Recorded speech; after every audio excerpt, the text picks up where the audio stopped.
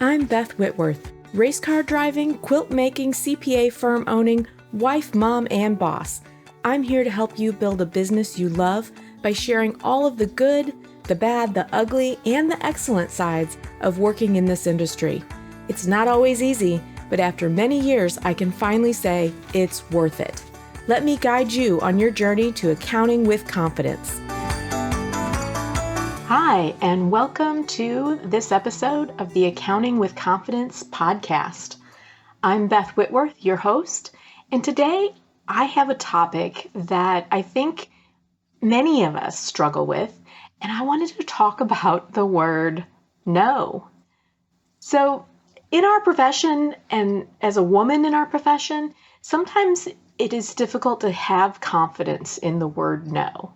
And what I mean by that is being able to know where you stand on certain things, whether it's what services you provide, what types of clients you want to work with, how you go about severing connections, whether it's, you need to let a client go, or you need to be able to be confident in not accepting every client.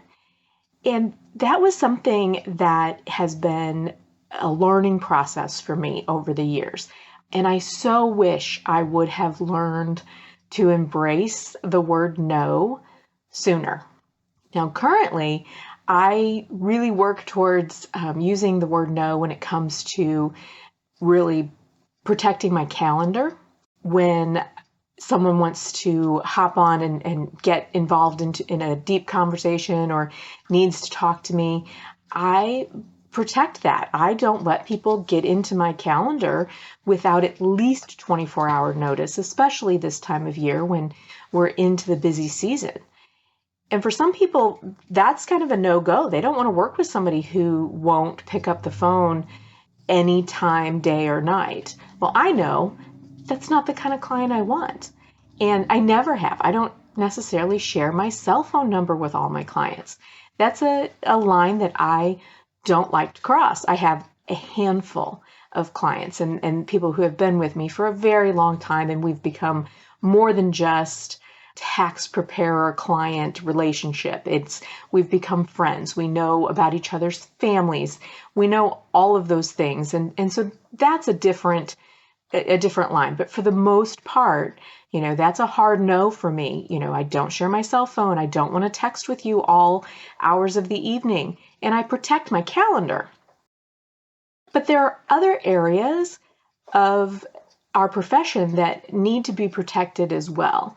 And sometimes it takes a level of confidence in yourself and in your growing firm to be able to actually get behind the word no and not do all the things. So one of the things that I struggled with for a very long time, I will admit, is that you felt like as a full service firm, that word full service means I'm going to do everything.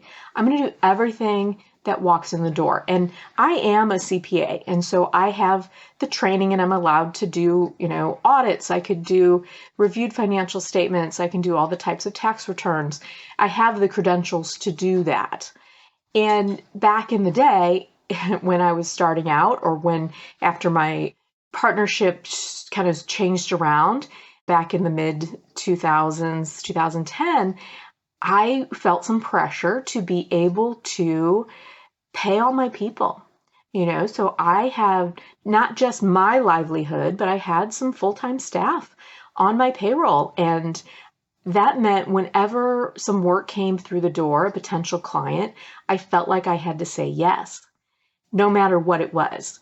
And I got myself into some situations where I was working on either projects that I didn't enjoy or that I really just wasn't qualified for. So just because I can do all the work doesn't mean I should do all the work. For example, recently we have had several referrals for trust work or estate work. And I have limited experience in it. I have worked on those types of returns, but they always stress me out. Every single time. They stress me out.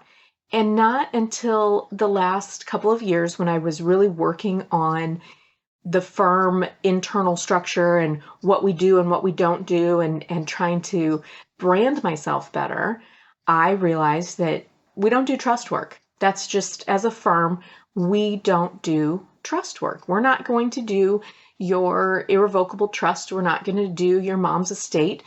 That is just not something that I like to do, which means I have not actually spent any time training any of my team to do it. And I realized we don't have to do that. We don't have to do it.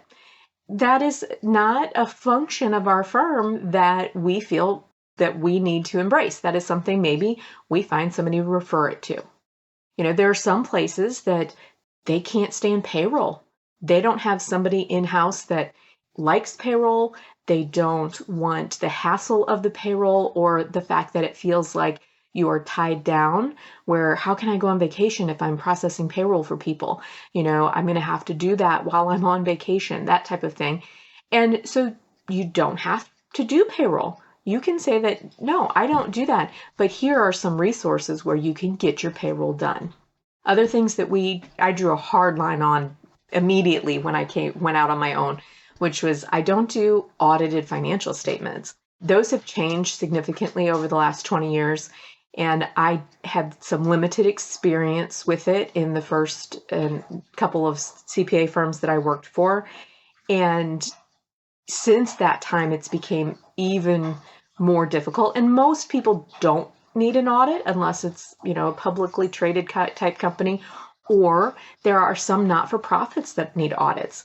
Well, we just don't do audits. We will do we'll do compiled financial statements. We'll do reviewed financial statements. We won't do audits. And I just said, nope, that's a hard no. Now, audits could be lucrative. They are something that there's a big price tag on those. And had an audit come across, 15 years ago, would I have accepted it? Maybe, because those price tags are pretty high. But there's also a lot of risk there. And there's a lot of training involved. And those are not areas that I enjoy training. It's about like trust. Neither one of those. Audits, trust, I don't want more continuing education in those areas. So those are types of services that I have said a hard no to. And I think every firm owner should really look at the services they provide and do an analysis of, are you good at it? Can you have some area of expertise in it? Do you like it? And is it something that is needed enough that you are kind of staying in the game with? And determine what those services are for your firm that you would say, no, we don't do these services. And I think that's almost as important as defining what you do offer as services, knowing what you don't. And same with your industry analysis. There are some types of industries that I've worked with before and just don't want to do that type of industry again. Restaurants, they're kind of their own breed of industry as far as accounting. They have tips. They have a lot of cash payments when they're paying vendors out of the drawer when their food deliveries are happening or bar deliveries are happening. So there are some industries like restaurants for us that I say, yeah, we're just not good enough. We don't do enough of it. We don't want to do enough of it. So we won't take that. Now, not only are there services that you need to identify that you won't take, but there's also sort of classes of clients. I don't know if they'd really be considered classes, but people like someone who hasn't filed their tax return in a number of years, and they show up and they need to get caught up for whatever reason. It could be that they're going through a divorce. It could be that they're changing jobs. They're trying to buy a house. There's trying to get a loan. The IRS finally caught up with them and they need to get returns filed. Now, I used to take these clients and we call those non-filers, and I would get them caught up and I would deal with the notices that come and the late notices that come and just help them through this. Well, it was The problem with taking non-filers is a lot of times if they had the attitude that they weren't going to follow the deadlines in the past, there's a good chance they're not going to continue to follow the deadlines going forward. They really become a cleanup project that doesn't really have long-term hope for you to continue to do the work and get paid. The other area of people are ones that they waited and waited and waited, and now they're contacting you with what they would consider their accounting emergency. In my firm, I say all the time, there are no emergencies in accounting. Nobody dies in accounting. It's not life or death. But there are people who will call you up and say, hey, I was referred to you, or I understand that you do, individual tax returns or bookkeeping, and I received this notice and it needs to be responded to by tomorrow. I don't take those types of clients. Those are people who you know by the fact that they've actually contacted you so late that they don't prioritize things that are going to impact their accounting, their financing, their taxes. So I don't take those. And I don't even feel like I need to explain why I don't take those, but I definitely do not. But I used to. I used to take other people's emergencies and make them my priority. And at the time, it was very much probably a feeling of I needed to take this work that was coming in the door. I could charge a fee and that money, and maybe I'll charge it up front so that I don't get burned, but it's becomes a issue of what about the clients that you already have? You're bumping their work aside in order to take on somebody else's emergency. And believe me, there are no emergencies in accounting. And over these last few weeks, when I've had the opportunity to talk to some people who have brought to me some work that I'm not interested in, I've been able to essentially tell them that, hey, this isn't my area of expertise, for instance, a trust. And I don't want to be in a position to take money from you in something that I can't give you my best because I'm just not comfortable or confident in it. Let me find somebody for you that can do it and refer it to another firm. And I think clients respect that. They respect the fact that you are not trying to be all things to them because they don't know my level of expertise on a trust return or an audit. They have no idea. And so to be honest with them and say, yeah, this isn't something I'm comfortable doing. Let's find you somebody who can do it well. And do you risk losing that client to another firm? Possibly. But I think the honesty outweighs the chance that the person might take their other work somewhere else. This happened to be a client who was already a client of mine and needed some trust work done and I just did not want to take that on. Another one was, referral from who needed some help with a state that we don't work in. And I said, I hate to charge you for something that I'm going to have to spend a lot of time getting up to speed, which means I'm going to have to charge you a pretty high rate. And I'd rather you find someone who already knows that state and it can be an expert in that state. And I'm not afraid to say no on those instances. But it's important, to start to find a person to refer them to or a firm to refer them to if you can. And I'll talk more about who I think firms should have as in their pocket for referrals towards the end of this podcast.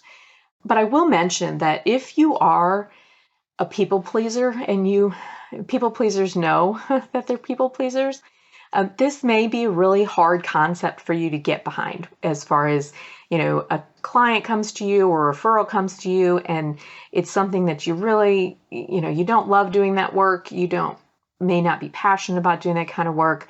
You think you could do it, you might have to do some research to do it. And you just say yes because you don't want to say no. And that becomes difficult because you may get yourself into a position of being resentful of that work, being resentful of those clients, because you said yes to something that you weren't 100% behind. And there are certain personality traits in people pleasers where they know that saying no is a difficult task for them. I'm not a people pleaser. I know that about myself, and it still took me a long time to embrace the concept of saying no to certain tasks or referrals.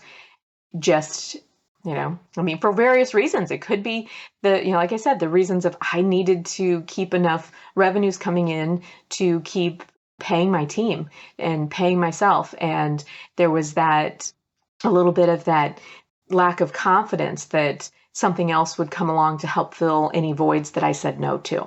In addition to being able to identify what you want to say no to, like I said, I've embraced a little bit of the word no and recognized that it is an answer and it is a sentence. It doesn't need to be explained. When you tell someone no to something, it doesn't always have to come with a reason why. We are conditioned to soften the blow, I think, when we are in a position that we want to tell someone no. And because of that, we feel like we spend a lot of time kind of giving some reasons of why something is a no for you.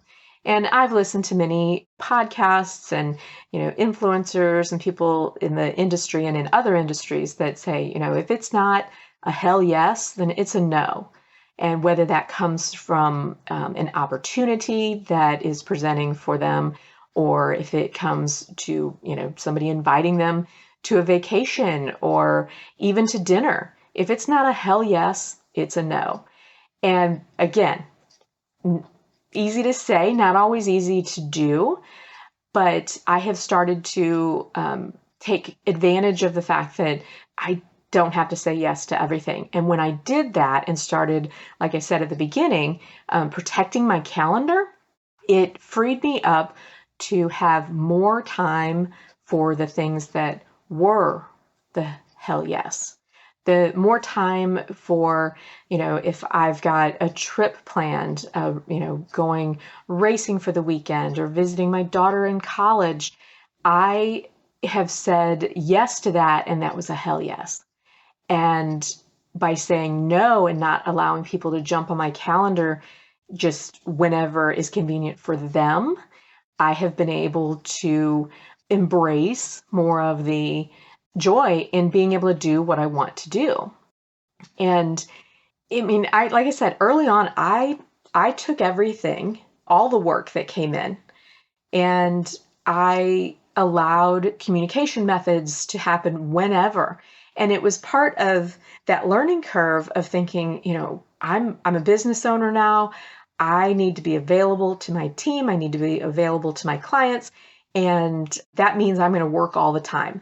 And I literally worked 6 days a week for more than a decade, probably easily worked 6 days a week. Even after I had Sam and, I was a working mom, and thank goodness for my husband, and he took care of Sam during all the tax seasons. But I still worked 6 days a week, beginning the year she was born, and kept up with that for many, many, many years. And it took its toll. Its toll on my health, on my mental wellness. So I started to put some things in place to try to make it worth it. So when there was something that I wasn't super passionate about doing, or a client that I didn't, I could tell didn't really love, I started setting some prices that I thought would make it worth it to work on that client. So if I charge double what I normally charge, that'll make that worth it, even though it's a project that I don't love, don't have, maybe need to spend a lot of time, researching and learning, and it was never worth it. Never. So it took me a long time to value the fact that I probably needed to raise my rates anyway, but putting a premium on work that you don't love does not make it better or easier to do. It goes back to making you feel a little resentful for that. And I had a client, and it was back, after when I was kind of on my own and I was trying to figure out all the things to do to maintain my team. I had a bunch of full-time staff and myself and, a child at home. And, I had all these things going on. And I had a client that they were referred to me by another business consultant. And so at the time I felt I needed to take them. They were in an industry that, yes, I worked in, but I really knew that they were a client that personality wise, we weren't a great mix. So picture just about every Monday morning getting an email from a client and the subject line every single time was just the word urgent. Just the word urgent. And never anything else in the subject line to say what was urgent, but every week there was something that was urgent. And I had priced this client one of the highest monthly rates I had done probably at that point. And so it felt very much like it was going to be, it's going to be fine. Even if it's not a good personality fit, it'll be fine. But when I would get these emails that constantly said urgent, and of course, like I said before, there's no emergencies in accounting. So there's nothing that is that urgent. I mean, I went back, when I create a rule in my Outlook and all of these emails were going into their folder, you go in there and you couldn't find any emails, because the subject line was all the same for years. I had this client for years. And this was probably one of the very first instances where I let a client go. I fired them. I let them know that I couldn't continue to do their work, and it was scary to let them know that. But they used the word no, and they told me I couldn't fire them. And that threw me for a loop. I'm like, wait a second. Wait, this is my company. I can decide who I'm going to do the work for or not. And you can't tell me that I can't fire you.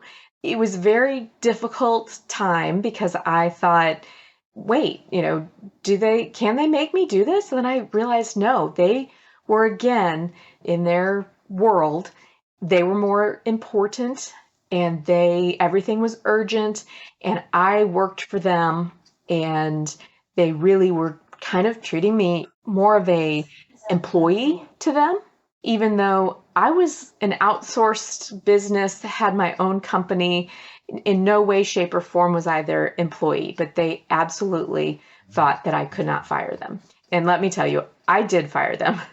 I successfully told them that, yes, I can stop doing your work, and I am going to stop doing your work. And it was empowering, but it was also, I will admit, should have been done much sooner. And in fact, when I knew that there was going to be a personality mismatch, I shouldn't have taken the client to begin with. I should have said no. That's a lesson learned, and that is maturing in my business, and that is also maturing as a person, being able to realize I don't need to say yes to everything. But along those lines, though, since then, I have put a very short out clause in my contracts, and it's very basic. It is essentially either party, me or the client, can discontinue services with 10 days notice. That's it, 10 days. And I've used it before. And I've also included language in there kind of around the fees. Fees won't be prorated or whatever language I need to put in there. I'm not going to give them refunds for part years or whatever. But having that very short out clause became very important to me when last year, when I had some health issues and I really needed to be able to step away from the practice for a period of time. I had a client that had recently changed ownership, and I had to make the hard decision to say, it was a pretty large client, and I was doing the majority of the work on the client. The new ownership was not as up to speed. We weren't being able to do things as efficiently. And I just said, we can't keep this client. I can't, knowing that we can't give our best to it, and I can't give our best to it, and we had no history with the new owners. I just said, we're not going to do it. And it was scary, but it was also one of those things that I learned from the 2010 incident with my client that wouldn't let me fire them, to do it quickly.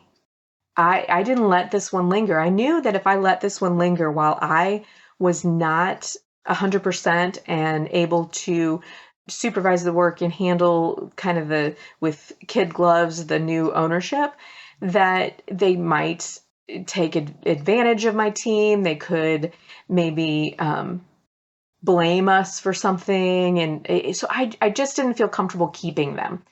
But let me tell you, it was another case of letting them know, hey, we can't continue this to be your contractor, but we will help you transition to another firm over the next several weeks. I was told it was super inconvenient for them, and I understand that. They expected me to stay on and thought that I should stay on. But again, my company, I get to choose who I work with and who I don't. And so we managed to successfully offboard them, and we worked with their new firm in getting them all the information they needed. And I believe the transition was fairly seamless, even though they were resistant at the time. But I do pride myself on the fact that I didn't let that one linger. I knew when the ownership changed hands that I was going to have to make a decision, but I was going to give it time. And then with my health issues, it accelerated it. And not that I wish that on anyone or even myself to have had to go through cancer diagnosis. It did prompt me to make decisions like this one more timely than I normally would have. And that is what I'm taking away from that now, as I'm into this busy season and we're getting a lot of referrals and a lot of work. I am much quicker now to be able to say, yep, no, we don't do that. Nope, we don't want to work with that. And in relation to that, I mean, you really need to have a very good method of determining if a new client is coming in if they've come into your sales funnel and you need to figure out, is this somebody I need to work with? We have implemented over the last 12 months a discovery call. For most clients, anybody who needs more than just an individual tax return, and even some who just need an individual tax return, we will put through a discovery call so that you can really start to get some insight into their personality.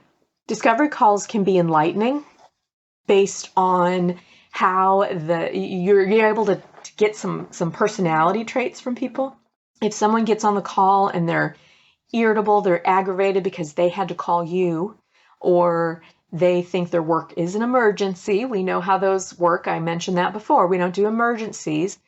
Or they're constantly interrupting you. Or I had an instance where a husband and a wife were both on the other end, and these are just phone calls. I'm not doing these by Zoom. The wife was constantly interrupting her husband. And I was like, oh my gosh, that I felt bad for the guy, and I didn't even know him. But you can really start to suss out some of the personality traits that you are willing to work with and that you aren't willing to work with.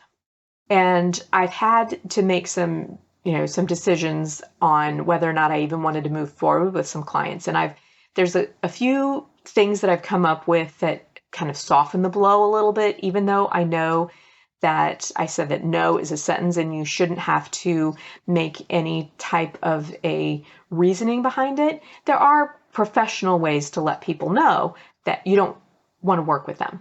So politely. And one of those, a phrase like, it sounds like you need immediate attention to this and we can't fit you in for X number of weeks or X number of months. That typically, if they're not willing to wait, or if they've made it sound like they need help with this immediately, please, you need to take care of this tomorrow. That usually puts people to a position of, hey, these aren't a right fit. The other thing, like I mentioned, I say things like, that's not really our area of expertise, and I wouldn't want you to pay for something that I can't give my best to. Now, that allows me to be able to flip that around, and I want them to be able to get the best they can in that specific area, and it's not me. And you can really say this on anything. I had a potential client, call about I want to say it was like some short sales on stock trading. That is not my go-to. I know the minimum I need to know, and he was looking for an immediate answer on, oh, I only have 3 days to make this decision on something. And I was like, yeah, that is absolutely not my area of expertise. And you need to find somebody who can give you their best. And so that really worked out to be able to let them down gently, because when you're getting clients that are referred by resources that you trust, you sometimes feel like you have some obligation to take that client because of the referral source. But you really have to understand that a lot of running your business has to do with working with people who are a good fit for your firm. And so, as someone who refers to people and someone who gets referrals, I think there, is an understanding that even though someone referred somebody to me, doesn't mean I'm going to take them. And I feel the same way about when I refer someone to someone else. Doesn't mean they have to take them. But you need to be able to have some wording that you can use. The bottom line of it is, if it's really someone you do not want to move forward with, you just say, hey, after this conversation, I don't think we're a great fit for your needs. You don't have to call them out on the fact that they, spent 20 minutes interrupting their spouse. You don't have to, say, hey, I can definitely tell you're going to be a problem child. You just say, hey, we're not a great fit for your needs. And then you kind of can push them into your referral network if you feel like you have someone that could be a good fit for them. But you also can say, hey, you're not a good fit for us, and I just don't have anybody in my referral network right now that I think would fit what you need. And you're not under an obligation to find a service provider for clients who you are not currently working with. You don't have to be the person that is connecting everyone. So also along those lines, I talked about the referral network, and within the accounting industry, I have found that having a referral network is invaluable. I also have found that I am severely lacking in some of my areas as far as having someone that I could refer people to. So some of the areas that I refer out to, tax preparation for trusts, and also for consolidated returns. So there's, I've had some very, very big clients, and I would say that those clients that are too big for me are ones that would have a consolidated return. And maybe we are doing some other type of advisory work for them, or maybe we are working with them in their QuickBooks file if they're still in QuickBooks, and we just say, yeah, we can't prepare those taxes. So I have someone that I can refer tax preparation for things that either we don't do, like trusts, estates, or clients that are too large for us. The other thing would be a resource for us for financial statements for anything higher level than a review. We have another CPA firm that we refer to. I believe you also should have someone that you can refer business valuations to. If you work with small businesses, small to mid-sized businesses, there's always comes a time when there's some sort of exit strategy that gets discussed if you've had them long enough. And I've done a handful of business valuations years ago, probably at least 20 years ago, and it's its whole own industry at this point. And so having someone that in your area that handles business valuations is very important, in my opinion. If you don't do payroll, make sure you have some place you refer payroll out to. Typically, if you're not doing it in-house as an accounting or bookkeeping office, you're referring that out to a payroll service provider as opposed to another bookkeeping firm. The other thing, people that you might have in your referral network could be wealth management, people that handle, high-end wealth management individuals, financial planners. I always have some. I have make sure that I always have some female run or female financial planners, or actually in any of these areas, because I do run into clients that would prefer to work with a female when they are dealing with their financial information. And then an attorney. For both business and personal, it would be great to have an attorney that you can refer people to for changes to operating agreements, setting up entities, creating wills, trusts, etc. Now, of these, I have for the CPA firms to refer tax preparation, financial statements, and financial planners. We handle payroll, so I don't really have a source for outsourcing the payroll. And I don't have a lot of wealth management or attorneys or business valuation people. So I know I need to work on my referral network. But this gives you a good list of people that when you run into someone who's in any of these areas, it would be great to have a conversation with them and say, hey, do you do this type of work? These are the types of clients that I sometimes get that may need this type of work. Who do they like to work with? And see if you can add them to your referral network for being able to pass work on. And yes, you would love to get referrals from these people, but for me, I spend a lot of time needing to give my clients or even my potential clients another choice or someone who can handle this because we don't handle it. And I would love to have, a group of people that I can just refer my clients to, because it could be that it ends up being that, one of these people is their perfect fit. And that's why you set up a referral network. Now, the only other piece of saying no that I want to address and get confidence in is kind of the other side of the coin, which is not telling people no that you don't want them as clients. But when you do want somebody as a client and you've sent them a proposal or given them a price quote, you have to be willing to accept a no. Now, I'm working through a class right now with the Woodard Institute with Joe Woodard, and it's on strategic pricing. And one of the things he talked about yesterday was you really have to be in a position to not care if they walk away.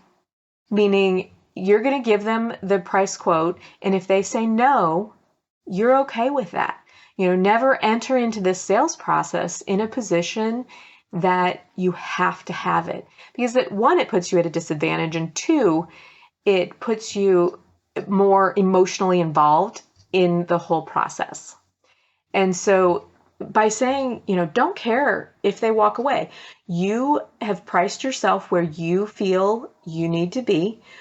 And there's lots of pricing strategies, and that's what I'm learning in this class. So I'm not going to talk about the options there, but you need to be confident in the numbers that you give them, have a minimum that you're willing to do the work for. And if they want it less than that, be able to walk away. Of course, that means you need to be setting your prices high enough on a regular basis that you're able to pay your bills, and that every single account is not a make or break on whether or not you're going to make your payroll. But you have to have that mindset that you need someone to come in willing to pay you the amount that you have deemed is what you want to receive for this, and not question things like, well, can they afford it? Can I do the work? Should I discount it because they're struggling? They really need my help, but I don't know that they can really afford it. Whether or not they can afford it is not up to you. Whether or not they can afford it is their business decision and what value they are putting on the services that you are providing.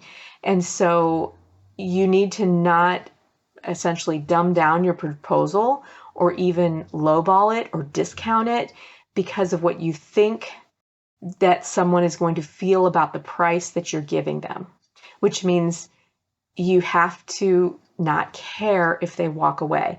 And I will tell you that I struggle with this. I'll just be honest. I struggle with second guessing how much I should charge people who are coming into my firm. And I know that I have discounted rates because I think they're not going to want to pay that. I better take this down a notch. And I know that that is because I am caring if they walk away, and I need to change that mindset. So I wanted to share that with you so that you can also think about that the next time you're proposing to someone and you have set your prices. And if you're anything like me, you set the price and then you go, oh, maybe I should knock that down a little bit. Next time, don't knock it down. Send it out, see what they say, and don't care if they walk away. All right, so all of these things relating to the word no, being able to accept a no, being able to give a no, being able to gently let some potential clients or even existing clients down and say, no, I'm not going to do your work anymore, or I'm not going to bring you on as a client. It's a skill, and it is something that you learn over time, and I'm still a constant work in progress when it comes to it, but I think it becomes very important in building the business that you love and that you are passionate about. And so that's why I feel like this is a topic that I needed to give some attention to, because I'm all about wanting you to get to a point that you love the business that you're in. Okay, everybody, that's all I have. I will talk to you next week. Until then, have a great week. And if you need me, you know where to find me. Thanks for listening. I always end my weekly team meetings with "Have a great week. If you need me, you know where to find me." And I realized I said that. And with this whole podcasting thing, it's new, and you may not know where to find me. Go to accountingwithconfidence.com, and while you're there, sign up for 6 easy ways to reclaim time in your accounting firm. And that will keep us connected. Have a great week.